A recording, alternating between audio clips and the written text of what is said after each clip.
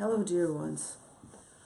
I would like to start by doing what I always do, which is grounding us into the earth and the cosmos.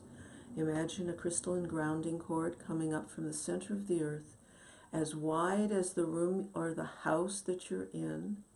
If you're in a large building and you just are in a single room, that's enough. But make it really big. If other people are with you, that's okay. They will benefit as well. Go all the way up from the center of the earth, all the way into the sun. So you are grounded to the earth and the cosmos. And anything that is inharmonious with that will start being removed, sucked into the sun to be recycled. So now open up your hands and allow the white Christed light to come into your hands. It's coming through me. I am a conduit for it. I am not the source. White Christed light is never from me, but I certainly take advantage of it. And let it run through your whole body. Let it run up and down this grounding cord. Let it run through each layer of your aura. Let it run through each of your chakras, through all of your grids, all of your many grids, and let it be released into the earth, or into the cosmos, anything that is so inharmonious that it cannot stay at this vibration. So just take a few moments to just imagine all of this energy, this white Christed light energy flowing through you into every cell, into every molecule and atom, in every part of you. And wherever it touches anything that is of a lower vibration than you, then it just, what is lower than this must leave. Lower vibrations cannot survive in the same place with a higher vibration. It's like you have a vibration level that just so high that it shakes everything up. It's like somebody singing to high C. The glass has to shatter because the vibration is so strong at this higher level. And just imagine, not quite as dramatic as a glass shattering, but the same kind of thing, causing things to move out. And so that's what we're going to do, is cause things to move out. Okay. So there is an awful lot going on, but I'm actually going to focus first on something I just mentioned, grids. We have a lot of grids in our bodies, and the higher level that you are, the fewer grids you need. Now, let me explain a little bit about this. We have, grids get replaced. They're electrical energy, and they go this way, and the energy flows up and down and around, go through the chakras. So if you have a grid around scarcity, scarce money, scarce it's survival issues, they will go through all of your chakras, and they will affect this. Every time you think of scarcity, it will run up and down your grid or around your grid, and it will magnetize and magnify this scarcity. So you become a walking scarcity. And these grids, many of these grids get created that way. You can call them patterns. They're patterns in your brain, and they're also grids in around your body. And one of the things that is very important is that as you go up the evolutionary ascension scale, as you evolve and you raise your energy up, the more you can get rid of some of those very old grids, because they run low energy, low, dragging you down energy. And what happens is when you pull this energy off of you, take that low, negating energy out of your system, you are in fact releasing that grid, moving it out of you. You notice I'm using my hands, and what I'm doing is I'm imagining in Arian's body, if there's a scarcity grid or there are negative grids that need to leave, we can pull them off and throw them into the earth to be recycled, or throw them into the sun to be recycled,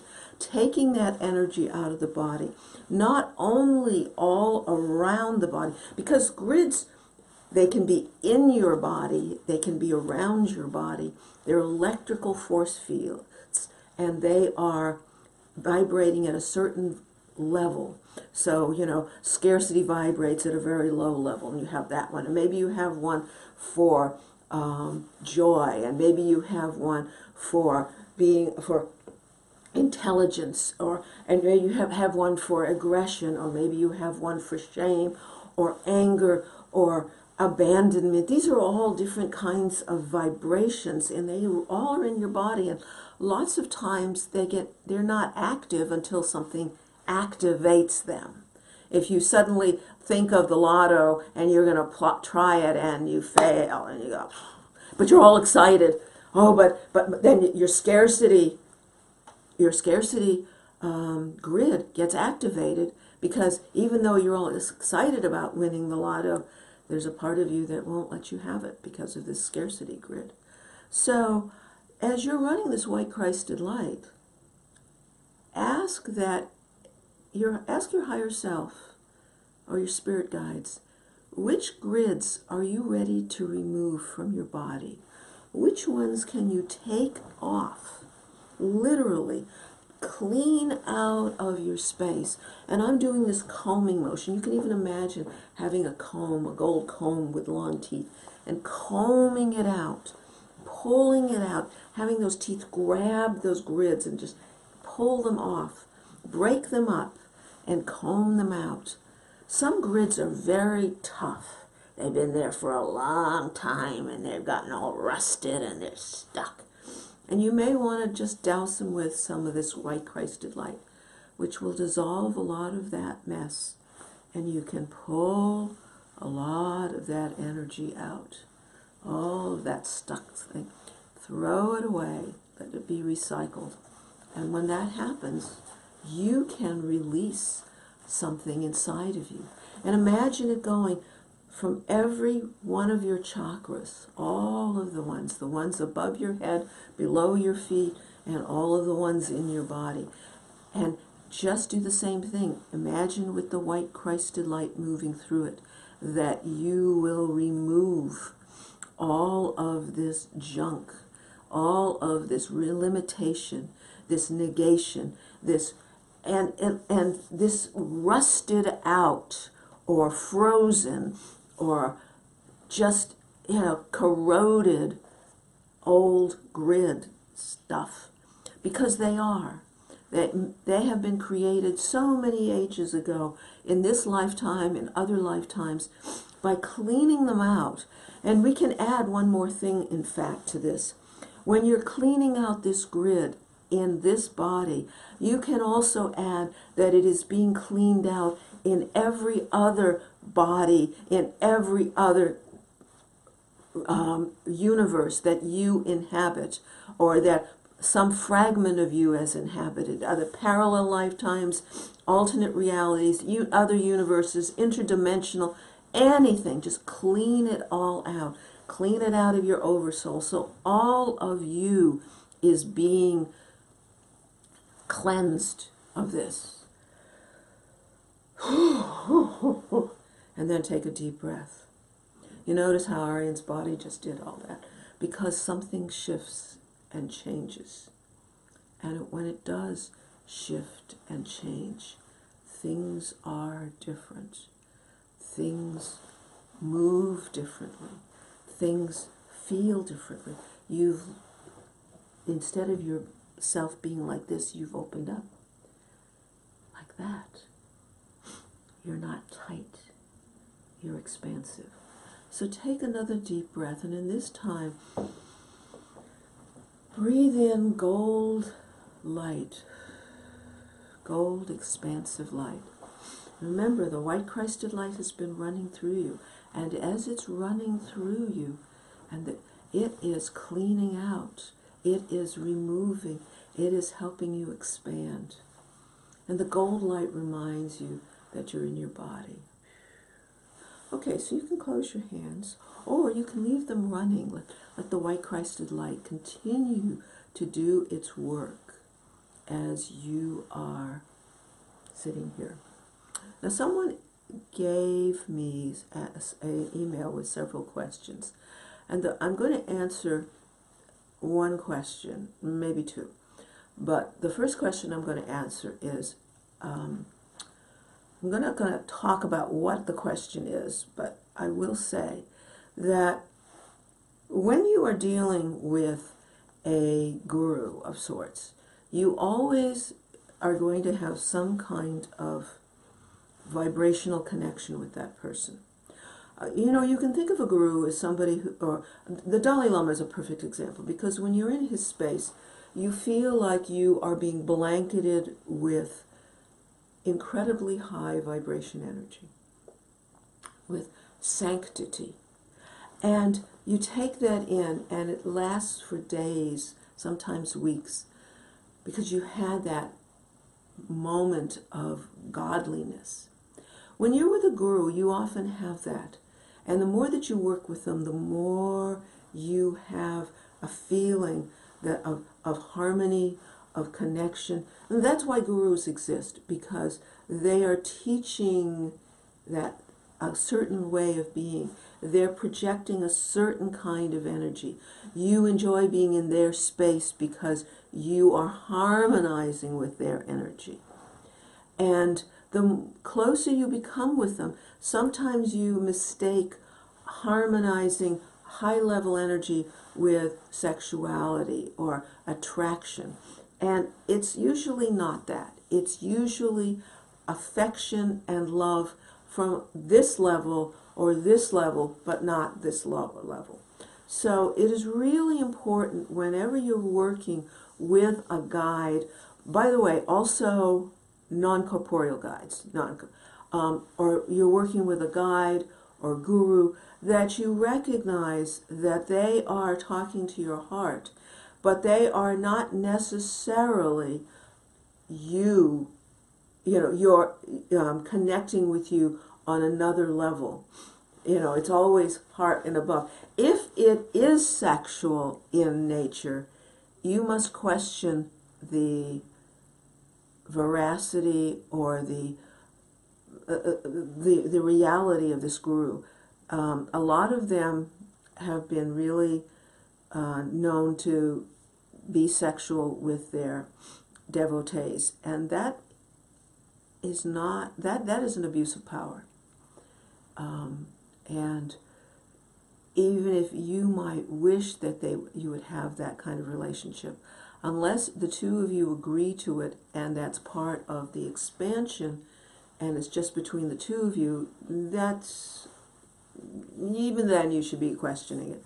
It's easier and wiser to keep it at a higher level of being. I say this because when you get connected to somebody of a higher, I'm going to say vibration, but it really is when they're presenting themselves as wise, as more loving, as giving you information from a loftier perspective, and they're hoping to bring you up to that loftier perspective. That you need to know what you're getting into when you're with this person. If you don't feel that your whole being is being uplifted, that you're being attracted by certain parts of them, or they are encouraging certain things with you, then you need to be questioning that. And vice versa. If you are feeling that you are wanting sexual relations with this person, or you are projecting certain needs or desires onto the guru, that's a problem. In that case, it's very simple. What you need to do is, it's like you've got this program or film over you. It's like you have sunglasses on, but instead of, the sunglasses darken you can still see, but you're not seeing as clearly because your glasses are darker.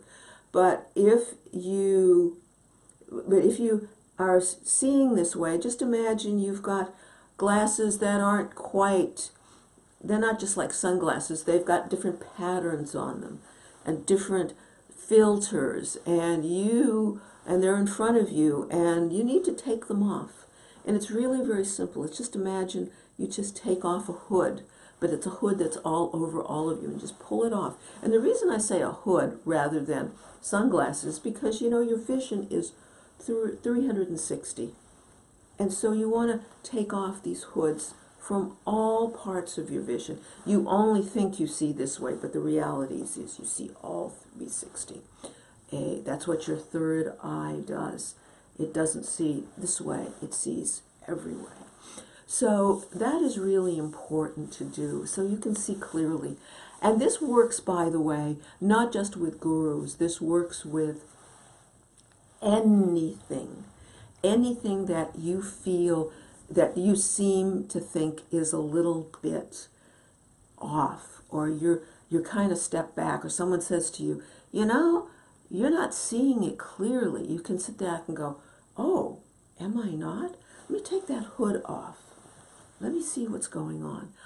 I say this because that's, looking at reality is become a very, very big issue in this country. Fake news is a meme. And the reality is, when people are choosing not to see, or other people are trying to make you not see, you have to take a step back and say, what is really going on here? What am I really, really looking for? Am I trying to delude myself, or am I willingly deluding myself? Or am I unaware that I'm being deluded or being fooled? And in those cases, even if you think you aren't, taking off the hood, taking a moment to take off that hood and say, is this real? Oh, well, I don't know. Take off another one. Is it real? Is it real? Keep going down. And until you get an answer and say, is it real? And say, yes, this is real, or holy cow, it's not. It may take a lot of hoods coming off. You have a lot of filters on your vision, on your inner vision. Taking them off and saying, there is something really odd going on here. Now more than ever, it's really important to do that. Really important. Because the more that you do that, the more you clear out your delusions, and the more you can stand up and say, that's not true.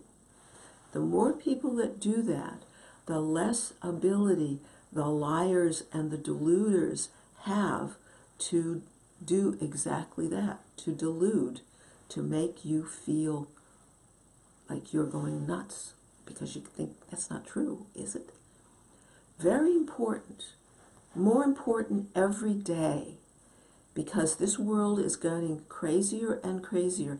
And dear ones, one of the things that is important is to ground yourself, ground everyone into this earth, and remind you and this earth that it's important to be as clear and as upright and as pure as possible. When I say pure, I don't mean chaste, I mean clear. So if you're running clear, pure energy, everyone around you will be impacted by that. Everyone around you will not be able to exist in delusion, because just like higher vibrations, it is a higher vibration, and it sends it out and gets rid of it. Okay, wow, I have seemed to have covered a lot of territory. I am going to answer very quickly one more question, which was actually good. And it's, can you create your own reality based on your thoughts and feelings? Absolutely. I can go in a little bit more detail on that. The more you believe, the more you will create. I have said before that you can do teleportation, and I started to describe how we could do it. But the reality is, most people do not believe, or there's not 100% belief in teleportation. And if you don't have 100% belief, you can't do it. It's the same thing with creating your reality. If you have doubts, those little doubts worm their way in, and that's what makes it difficult to create your own reality. So, dear ones, I'm saying this to everybody here, think all those negative thoughts about I can't do, I'm no good, I feel ashamed, I feel uncomfortable, oh, the world does this, and da da da. Those are all the doubts that keep you from creating a positive, high-level reality. Please, please start working on getting rid of those so you can create the reality that is really right for you. Okay, I think that's it for today. Thank you all for listening. I know many of you listen, almost nobody listens to this, but many of you listen afterwards. This is going to be posted here and also on YouTube, so please enjoy. Thank you.